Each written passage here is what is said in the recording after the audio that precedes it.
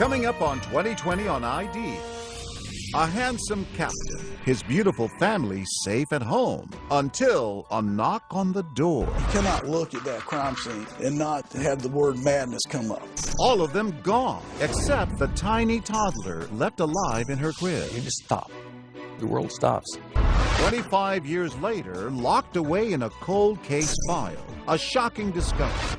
But is it enough? DNA evidence does not make a case open and shut. You won't believe the twists this story takes. Why didn't he kill me? Why didn't he? Ooh. Witness. Welcome to 2020 on ID. I'm John Quinones. We always feel safest in our own homes. And that's why a story about a family being victimized where they live has such an impact. That's what this story is about. A family slaughtered in their home with only one tiny witness left behind. Who could do such a thing? As Elizabeth Vargas first reported in 2010, it would take 25 years for justice to be served.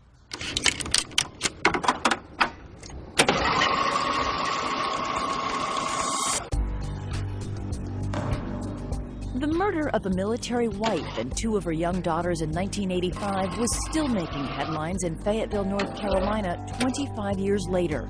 The loss of his children and his wife Katie would haunt former Air Force Captain Gary Eastburn forever. Katie had captivated him from the moment they met. It sounds stupid, but you talk about love at first sight. That was Katie. We got married. Then I went in the Air Force.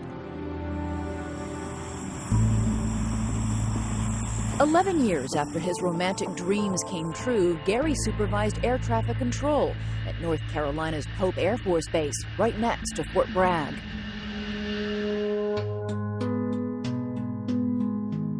By then, Gary and Katie had 3 daughters, 5-year-old Kara, 3-year-old Erin, and Jana, just under 2. They lived at 367 Summer Hill Road. The next-door neighbors were Bob and Jeanette Seafeld. They were just precious, precious little girls. And what about Katie? Did you get to know her at all? I would say she's the most devoted mother I'd ever seen.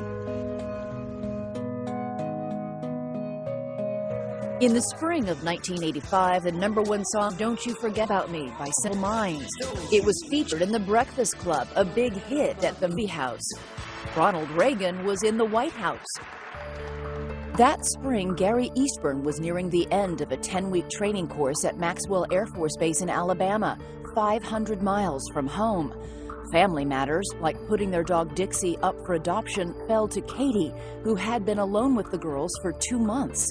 She and Gary stayed in touch by writing letters in a time before email and cell phones. And every Thursday night, Gary called Katie from the barracks payphone. But one Thursday night in May 1985, that pattern was upended. That was the night I called her and she didn't answer the phone. She had never missed the Thursday evening phone call. No. Unable to leave his military post, Gary says he frantically called home for 2 days and nights. By Sunday morning, Mother's Day, the neighbors were also concerned. After noticing the Eastburns' newspapers were piling up, they went next door to investigate. Rang the doorbell and didn't get any answer. Sounded like a baby was crying. The Seafelds called authorities, and sheriff's deputies, when they arrived, broke into the locked house. They found 21-month-old Jana in her crib, crying, dirty, hungry, and thirsty. Police handed her to the waiting neighbors. So I just laid her down in my bathroom on the rug there, and I changed her. I grabbed an old T-shirt, and I just put that on her. Then I went to the kitchen table with her, and I had a glass of milk. And so I started giving it, but she would put her hands around the glass and just try to force it, because she was so thirsty, Her little teeth were really black from, I guess, dehydration. An ambulance was called for Jana. Doctors say she was only hours away from death. But she was the lucky one. Back inside the Eastburn house, everyone else was dead. Her mother and her two sisters had been murdered in their beds. Calls went out to homicide detectives Robert Biddle and Jack Watts. I was, in fact, at my mother's house at the time, because it was Mother's Day. It was right around between 12:30 and 1 that I got the call, and I proceeded over to Summer Hill. It was their first day on a horrific case that would involve them for more than 2 decades. The detectives took us through the former Eastburn home. Another family now lives there. And this is the first time we've been back in this house since 1985, and it's a strange feeling. It was in these rooms that they found the bodies of Aaron and Kara Eastburn and that of their mother, Katie, who had been murdered and raped. Here, in this area here, was her sneakers. The laces still tied. I think her panties were there. And they had been cut off of her. Yeah, yes, ma'am. This is the room in which Jana was left. She was left in this room. In the crib. In the crib in here. Police believe the surviving toddler was in that crib for nearly 3 days before neighbors heard her cries, and that the murders going on around her happened on that Thursday night. Her mother didn't answer the phone. As we came down the hall, Aaron was laying over here on this side. On this side of the bed? On this side of the bed. Katie was over about where the edge of this bed is right here. She was laying over here on her back. And her blouse was pulled apart, blouse and bra, and her throat was cut. Both multiple stab wounds. Down the hall from her mother and her 3-year-old sister, police found 5-year-old Kara in the same condition. Police think she was trying to hide from the killer. She was found in her bed, under a Star Wars blanket. There was multiple stab wounds to her chest, and also her throat had been cut. I can picture that little baby there with that blanket over her head trying to hide. That's the picture I see. And,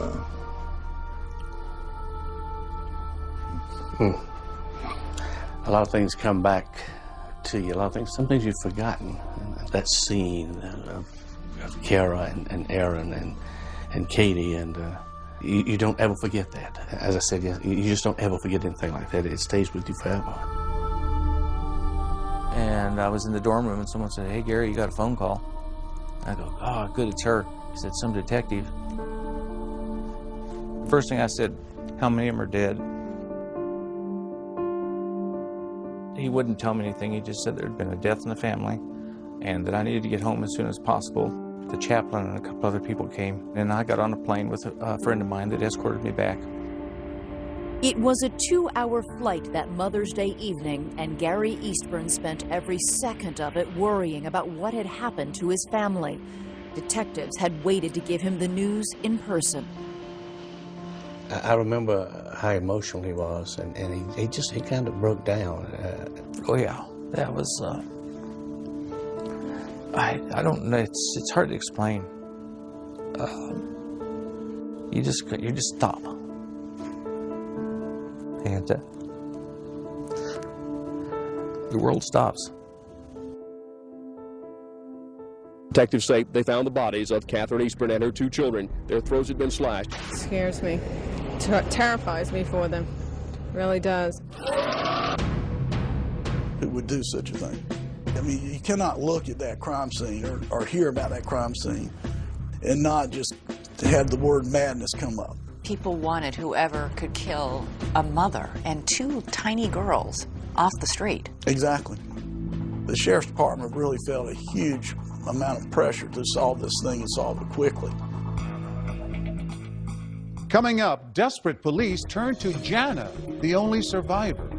What did she see or hear that night? And a portrait of the murderer emerges. Stay with us.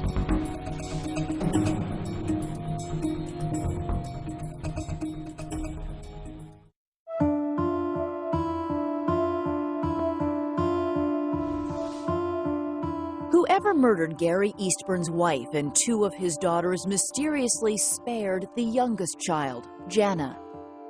I was so relieved to find that one was still alive. She saved me, I think. Jana did? Yeah. If they'd all been gone? Whew. I don't know what I would have done. She gave you a reason to go on. She didn't. Detectives wonder whether the little survivor might help them, too. They are so desperate for leads, they try something extraordinary, taking Jana to visit with a child psychologist, Dr. Helen Brantley. Who is this? Mommy. At one point, Jana kisses a picture of her murdered mother. Oh, that's nice. Did anything ever scary happen in there? As deputies videotape, the doctor delicately probes for any memories of that night. And there are some. In her report to the authorities, Brantley writes Jana said, quote, "Hide from the burglar so he doesn't get us," and "He's going to come get me." She talked about hiding, and at one point she said, "Shh, be quiet. I can't kill her anymore." So she heard things. Brantley says the child probably heard the killer but could not identify him. Jana is just too young to help. And 25 years later, she says her recollections of that night are a blank. I don't remember anything at all. But it must be a burden of its own. It is. It's really hard for me. I feel like I'm like disconnected from it. My biggest thing is why didn't he kill me? Why didn't he? I don't know. Obviously, I think I was left here for my dad. Why do you think the killer spared her?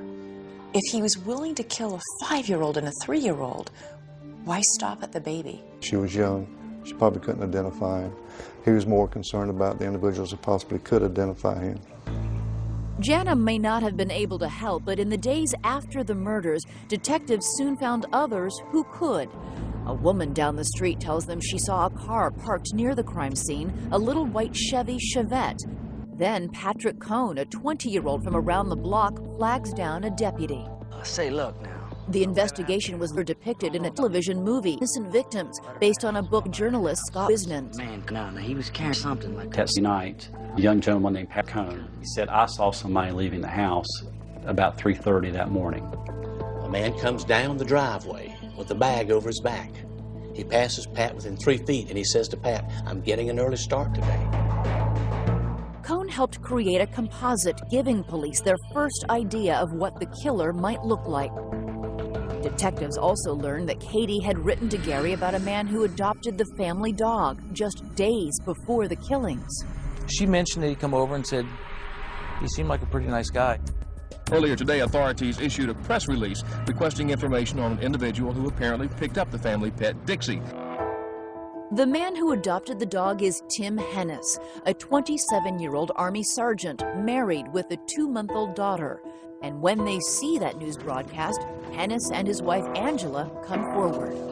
I think he expected to go down there, give a statement, and be cleared and sent home. The detectives say Hennis looked strangely familiar. I stopped dead in my tracks. I'd seen a lot of composites. And sometimes you can say, well, that looks a little bit like her, that looks a little bit like him. But honestly, it looked like an artist just sat there with a pen and drew this picture. I mean, it was the best composite. Police ask, and Hennis readily agrees to give hair, blood, and fingerprint samples. He had no idea that at the same time, witness Patrick Cohn was pointing to his picture in this photo lineup. No hesitation. There's number 2, just that fast. The detectives' interest grew even stronger when they escorted Hennis and his wife to their car, a little white Chevy Chevette. Later that night, Tim Hennis is arrested. Investigators say the arrest of Army Sergeant Timothy Hennis early this morning capped off one of the most intensive murder investigations in Cumberland County history. With Hennis in custody, investigators continue to build the case against him. Police learned before the bodies were discovered that someone had used Katie Eastburn's ATM card. Bank transaction records led detectives to the next customer to use the machine. And she ultimately picked Tim Hennis out of the photo lineup and said, that's the man I saw use the ATM right before I did. You follow the evidence, and around every corner, there stood Tim Hennis. Every corner we turned, there was Tim looking right back at us.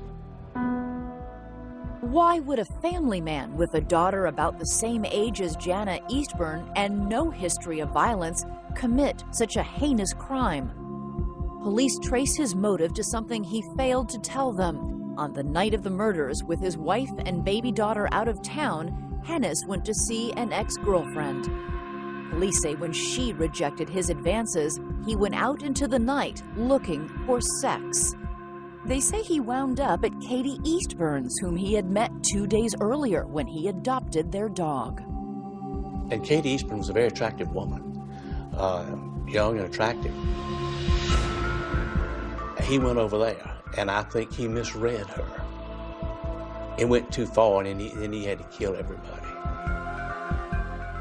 But, I mean, that's a big leap. Sure it is. To go from wanting to have sex with a woman to butchering her and her 2 little girls. I understand that, but I don't know what else, I don't know how else you can describe what happened in that house or why he was there. Why all the rage in this, the overkill? He just went over the edge.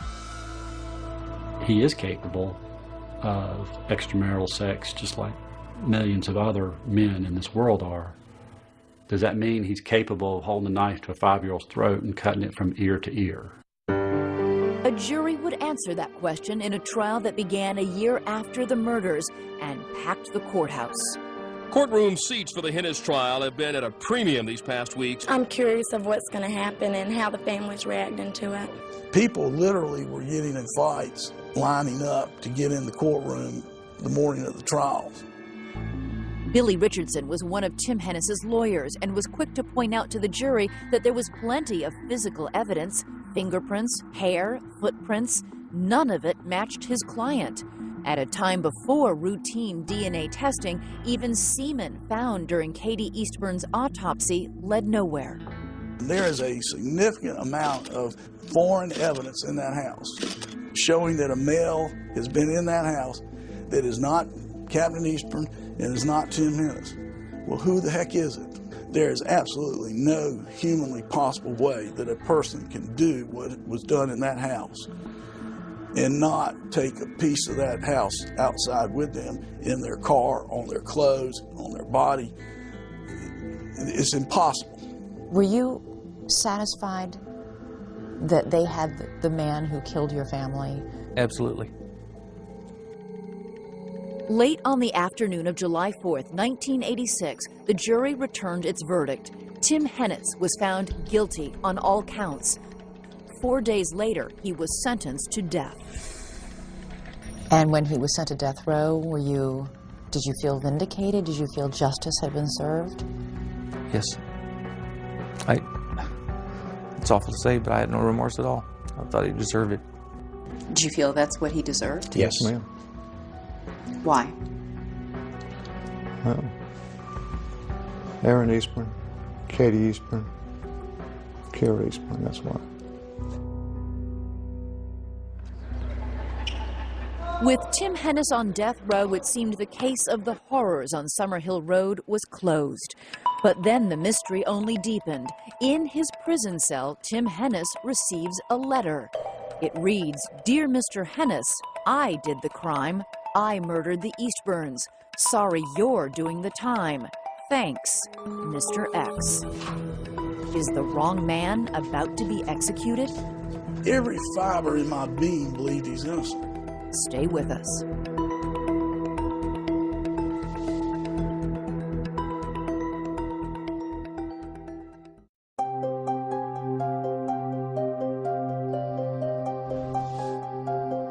A Fayetteville, North Carolina jury had given the evil that happened on Summerhill Road a name. And it was Tim Hennis. Hennis lawyers feel the jury's decision was based more on emotions rather than the evidence in the brutal murders of Catherine Eastburn and 2 of her children. In spite of the verdict, Hennis's lawyers and his family continued to insist he was no killer. We knew that he was innocent.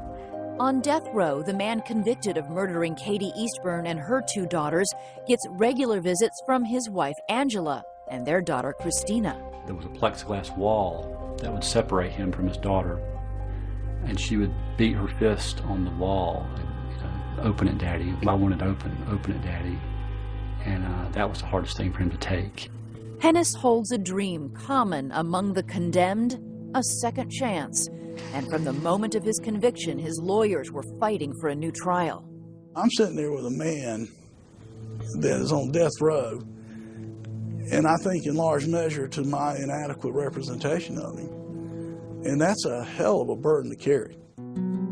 That burden would be lifted when, in a precedent-setting decision, the state Supreme Court overturned the guilty verdict. It found the trial judge had allowed prosecutors to inflame the jury with a graphic parade of disturbing photos of the dead victims projected over the defendant's head. This huge image of grotesque violence. The jurors couldn't help but see him at the same time they were seeing these bodies. It was awful. After he had spent more than 2 years on death row, the High Court awarded Tim Hennis a new trial. The second trial begins in 1989, 4 years after the murders. The prosecution's case is still strong. Their star witness, Patrick Cohn, is back to swear again that he saw Hennis leaving the scene of the crime. There's something about sitting in the courtroom and there's a person that's placed their hand on the Bible and said, I swear before Almighty God that I'm going to tell the truth. And then that person takes their finger and they go, that man sitting right next to the defense counsel. And that is compelling drama. But in this new trial, the defense unleashes a string of surprises, including a compelling new witness of their own. The defense had found a newspaper carrier in the neighborhood. She saw a shortish white male leaving the house with long stringy hair. Clearly not Tim Hennis. The defense emphasized no physical evidence tying Hennis to the crime scene, and they noted there were other potential suspects, like the mysterious Mr. X, who was mailing letters to Hennis and authorities taking credit for the crimes.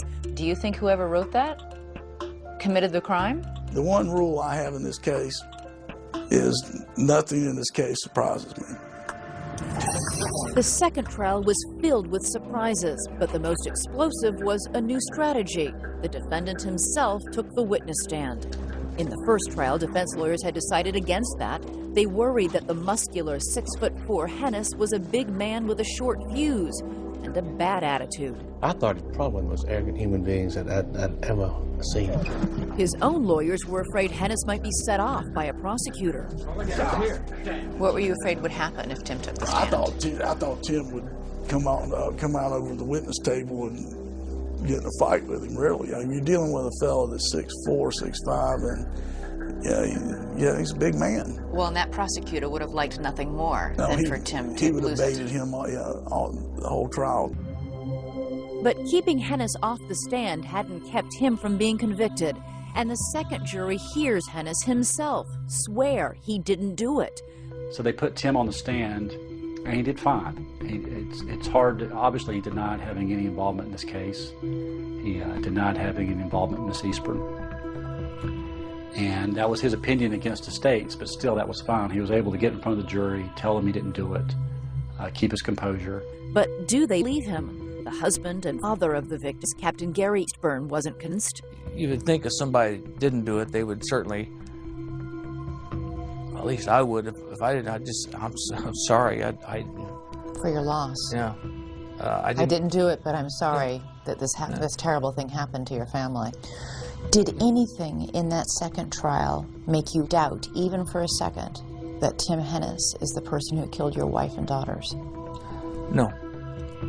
I put my hand on heart and say no.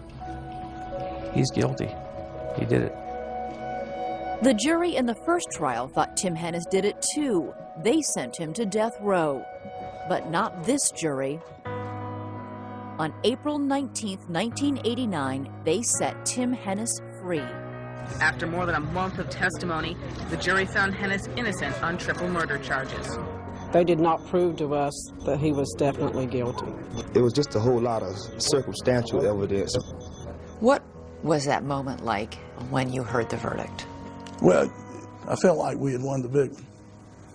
And I felt relief because I felt like now I didn't have that burden of knowing an innocent man was on death row because of my inadequacy.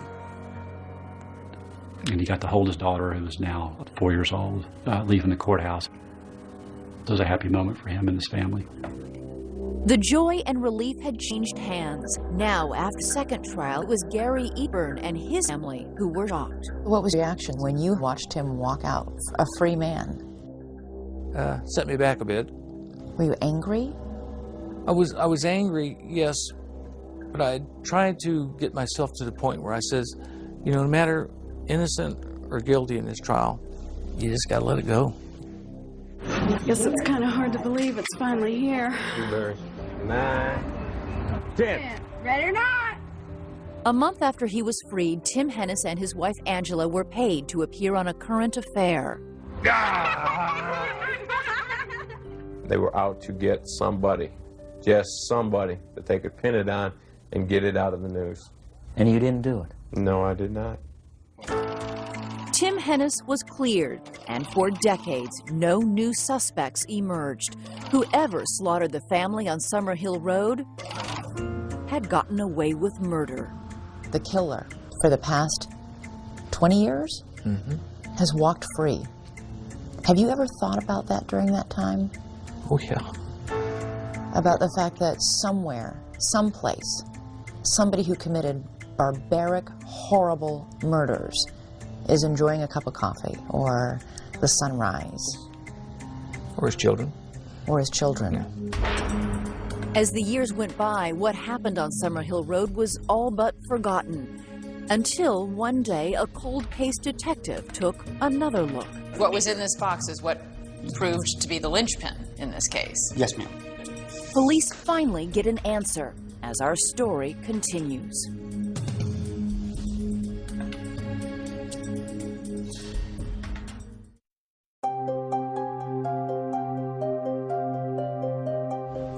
Gary Eastburn has suffered the loss of his wife, Katie, and 2 of their 3 daughters. Tim Hennis has faced trial for their murders and has been found innocent. But as Elizabeth Vargas reports, the story is far from over. What happened on Summerhill Road would haunt 2 families for more than 2 decades. Gary Eastburn says in those years he focused on the only child the killer had spared, Jana, his youngest daughter. Jana was my first, second, third, fourth, and fifth priorities. Her well-being. He's always given me anything I've needed or wanted and always been there for me. He's like my mom, really. He always has been. But we have super close bond, and so I'm thankful for that, if anything, that I'm able to have that relationship with my dad. Captain Eastburn transferred to an Air Force base north of London, and there he met an English nurse and married her in 1991. Jana was 8 years old at the time and now had a stepmother. And she really is the only mom that I've ever known, and I wouldn't want her to feel any other way about that. As for Tim Hennis, after he was set free, he returned to his family and resumed his career in the Army, which often took him away from home and hearth. He served in the first Desert Storm War. He served in the war in Somalia. He got promoted multiple times, and nothing but good marks. Journalist Scott Wisnett, who wrote the book Innocent Victims, later an ABC television movie, says the title refers to both the Eastburns and Tim Hennis. And the point of view was that Tim Hennis was not guilty of these crimes. Shortly after the second trial, a book came out called Innocent Victims. Did you read the book or watch the show? I've never read the book, never seen the show. That was asked that question you just asked. And they asked me, did I read the book? And I said, I have not. And they said, why not? And I said, I don't read fiction. Not guilty. I think the book probably annoyed him. The TV movie pissed him off. Hennis, you are free to go. And they still thought they had the right guy all along. Yeah, I have a warrant for your arrest. The book in the movie suggested that after police wrongly arrested Tim Hennis, they failed to investigate any other lead or potential suspects. Look at that. Nothing on that board relates to Tim Hennis. the movie ends with a reminder that the case was never closed. We've got a 25-year-old case that hasn't been solved. If there ever was a case that cried for justice, that cried for looking at all the facts, looking at all the evidence, it's this case. The case that once transfixed Fayetteville, North Carolina, had become a box on a shelf, a time capsule of an unsolved crime, and there it sat, year after year. And this section here is going to be predominantly for all homicide investigations. 20 years after the murders, Captain Larry Trotter of the Cumberland County Sheriff's Department was working the Cold Cases Unit. So you were looking up at a shelf one day and noticed what? I saw a box that large and realized there had to be something pretty significant to it. Then obviously put a lot of work into it for a case that didn't get solved. Here we have Catherine Eastburn's necklace. Sifting the evidence from the killings of Katie, Kara, and Aaron, a necklace, a lock of hair, bloody bedding, Trotter found the one clue that would lead to the real killer. This is going to be a swab from Catherine Eastburn. It would be the vaginal swab box. The vaginal swab. What was in this box is what proved to be the linchpin in this case. Yes, ma'am. The DNA. Yes, ma'am. The DNA. Authorities say vaginal swabs from Katie Eastburn's autopsy contained semen from the man who they say raped and then killed her and her daughters. When the crime was investigated in the mid-'80s, DNA testing was not available, but it was now. Captain Trotter sent the swab off to the state crime lab. Detectives called Gary Eastburn with the results. I'm the one who called Gary. I said, "Are you sitting down?" He said, "No, should I?" And I said, "Take a seat, take a deep seat." The killer revealed. Stay with us.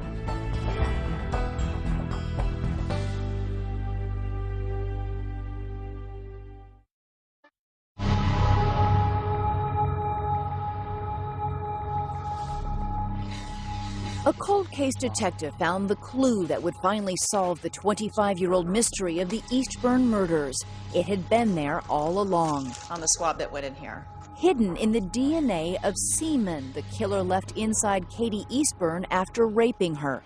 With a certainty of 1 in 12,000 trillion, crime technicians identified the man. A lab person calls me, a young lady in her late 20s who was probably about 4 years old when this occurred.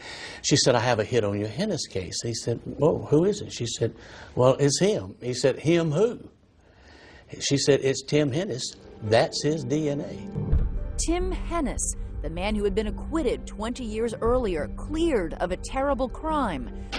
The case had come full circle, back to the very man detectives had first suspected. What did you do? I just wanted to jump up and scream. I was so happy. It was vindication. It was vindication. Exactly. But Hennis's supporters, including former defense attorney Billy Richardson, say they're not convinced by the new evidence. How does a person do that one night and then go 25 years in the military with a spotless record? And go in the private sector and have a spotless record and stay married to the same woman and raise 2 fine children? I mean, it just doesn't fit. The science in this case says that Tim Hennis, his sperm was found inside Katie Eastburn. Not necessarily.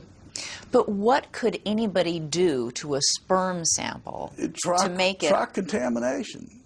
I mean, the stuff's in with all the other stuff. I mean, you can't convince me that somebody hadn't put the stuff and mixed it all together. Mixed what all together, though? There's only one sperm sample in all of those evidence boxes that comes from the inside of... That lab has been called into question numerous times. I mean, there's an investigation going on right now. I still don't think he did this. Something is wrong. Scott Wisnant, who wrote a book proclaiming Hennis's innocence, refuses to believe he was fooled. How could he be guilty of this? You know, how could he mislead all these people all this time? How did he pull this off? It shook me to the foundation because I'd come to learn so much about the case and absolutely none of it pointed toward him being the culprit. And now they found his DNA inside the victim's body and it still doesn't compute. If Hennis's supporters were shocked, imagine the reaction of the husband and the father of the victims, Gary Eastburn. I'm the one who called Gary, and I said, "Are you sitting down?" He said, no, should I? And I said, take a seat, take a deep seat.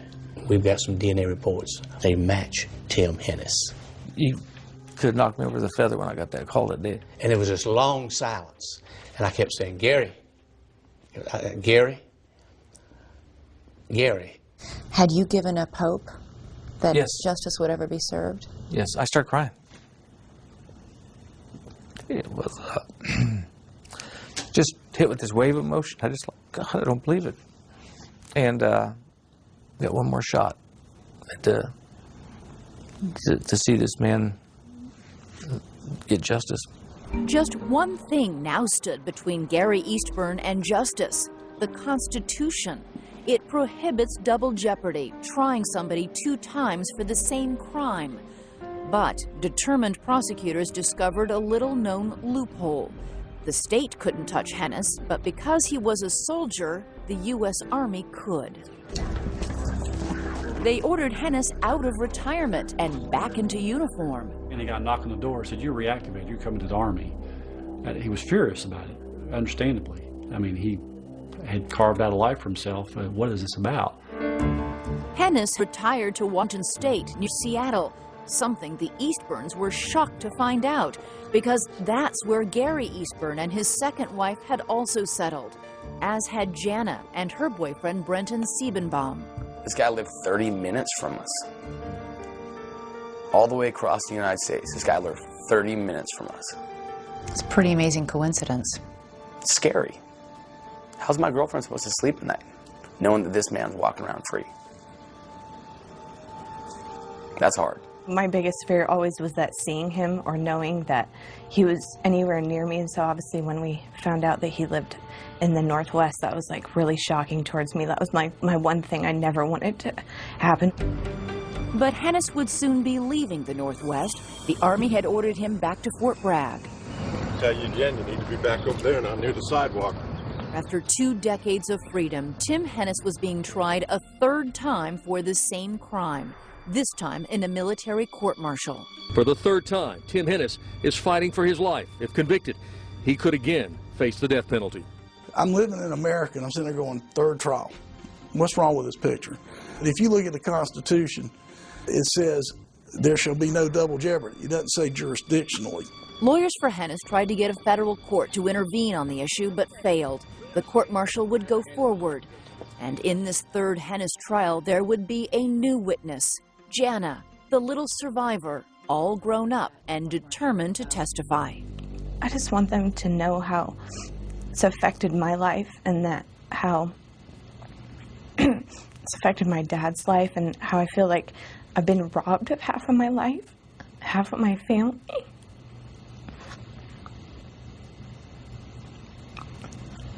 And I just want to have closure for them, really. They deserve that. The trial begins in the spring of 2010. At 52, Tim Hennis is no longer the fit young sergeant first arrested in 1985.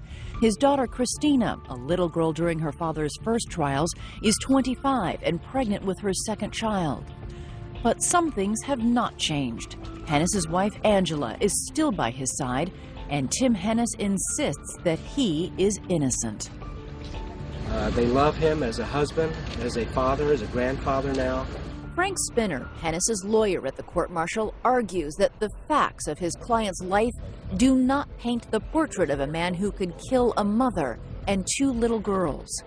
How could a man who's led such an exemplary life be the same man who committed these murders? Tim Hennis, after his acquittal, went back into the military, served this country with distinction, raised his family, and has never committed a crime. And yet on one single night, you're going to have this episode where you slaughter a woman and her 2 little girls? How does that add up? I don't know that it adds up. I just know that it occurred. And I don't have the answer why he did this or what pushed him over the edge. I don't know. The detectives say at this point motive doesn't matter. There is now physical evidence, DNA, linking Hennis to the rape and murders. I think there is a public perception out there that, well, if you have DNA evidence, then the case is open and shut. What we tried to show is that no, DNA evidence does not make a case open and shut. Hennis's lawyers astonished the courtroom, arguing the DNA doesn't prove Hennis raped or killed anyone, only that he and Katie Eastburn had sex. And he went further. He suggests that with her husband away on duty, Katie was lonely, and that the sex was consensual. When the defense attorney said that, you could literally hear the air go out of that room. I mean, everybody went. It was just an unbelievable moment. When the lawyer sits there and is calling your wife a whore, and then sits there and turns around and gloats at the prosecution saying, I think I hit his hot spot there.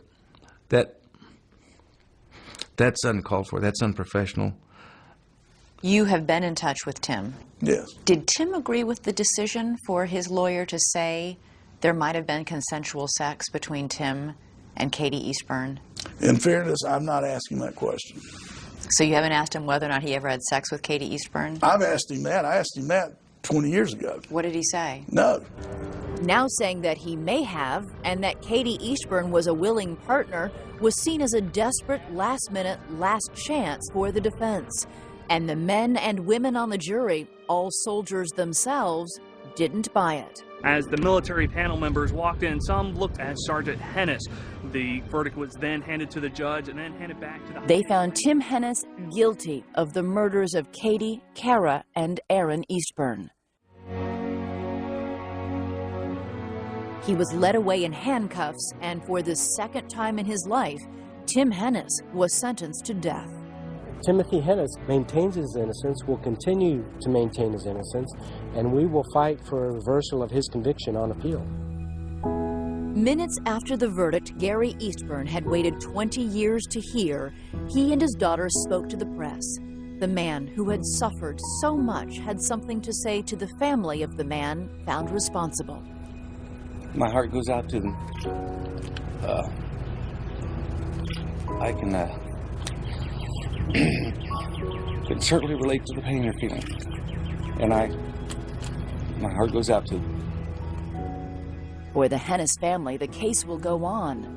And I hope none of you feel that I'm gloating over this.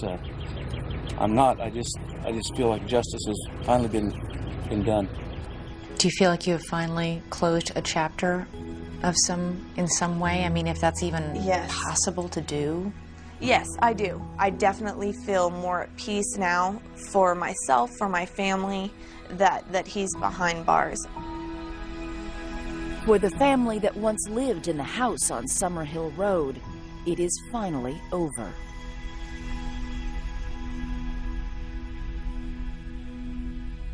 As of 2011, Tim Hennis is appealing his conviction in military court. He's also challenging the federal court's decision to allow the military to try him. Hennis remains on military death row. I'm John Quinones. Join me next time for another edition of 2020 on ID.